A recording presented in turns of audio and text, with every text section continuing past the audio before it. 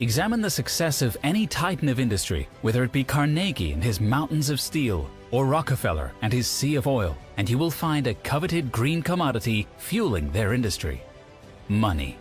And in the late 1800s, one man controlled more of it than any other: John Pierpont Morgan. To understand the vast scope of Pierpont's influence, we must first rewind to a time long before America was an economic powerhouse with a $21 trillion GDP. It's all too easy to forget that America was once an emerging market, one that, not too long ago, was almost entirely dependent upon British capital. So, without further ado, let's explore the story of how a combination of timing, genius, and connections made J.P. Morgan the most powerful man in the history of American finance.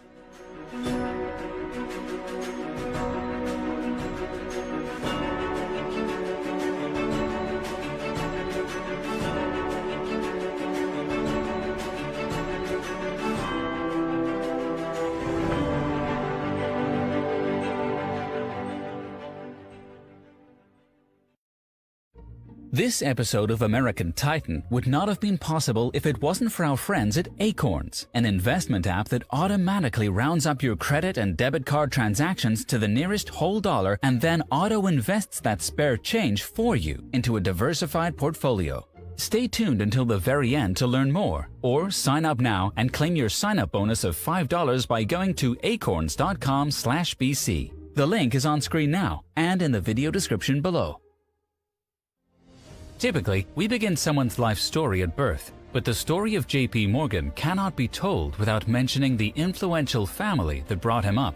Pierpont's grandfather, John Pierpont, was a radical and fiery preacher and would introduce his grandson to the power of forceful speaking, a skill that would later pay dividends for the future captain of industry. But a far more towering and instrumental figure in Pierpont's life was his father, Junius Spencer Morgan. Junius was a highly respected businessman in both the American and European banking industry, and he largely took it upon himself to shape his son into his own cool and collected image, grooming the young boy to inevitably join the family banking business. No other man comes close to having the same kind of impact on Pierpont's life than his beloved father, although their father-son relationship is probably best described as tough love, but we're getting ahead of ourselves. John Pierpont Morgan was born into this privileged life on April 17, 1837, with every advantage that could be given to prepare him for what was to come. But it wasn't all sunshine and rainbows for the young Morgan. He was a sickly child. As an infant, he suffered from seizures, and as he grew older, was often plagued with rheumatic fever, scarlet fever, and painful migraines. But certainly his most visible medical complication was his acne rosacea, which severely inflamed and ruptured the blood vessels of his nose. Lacking treatment in the mid-1800s, his condition progressively worsened, transforming his nose from unsightly to a disfigured red and purple monstrosity. Although you certainly wouldn't know that by looking at most pictures of J.P. Morgan, which is the way he wanted it to be. According to his great-grandson, anytime Morgan commissioned a portrait or photo of himself, he demanded that his gargantuan nose be touched up after the fact, essentially the 1800s equivalent of Photoshop. Pierpont's various medical problems required isolation, turning him into somewhat of a loner. Unable to play outside like most of the other kids, Pierpont stayed inside, where he spent his time studying and learning to read financial statements. In the rare moment that he wasn't absorbing information, Pierpont found comfort in playing the card game Solitaire, a pastime that became one of his lifelong pleasures. Back in the classroom, Pierpont was a natural leader. He would often challenge his teachers and, using logic, talk them down from punishing him.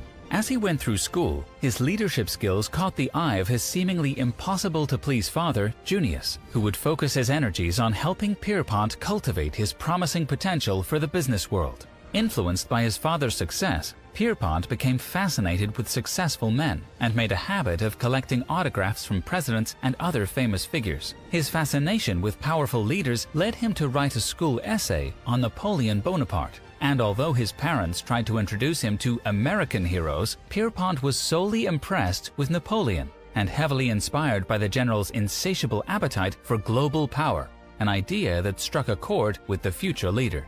On October 1, 1854, Pierpont's father, Junius, was made partner at the London-based financial firm George Peabody and Company. Soon after, the Morgan family relocated to London.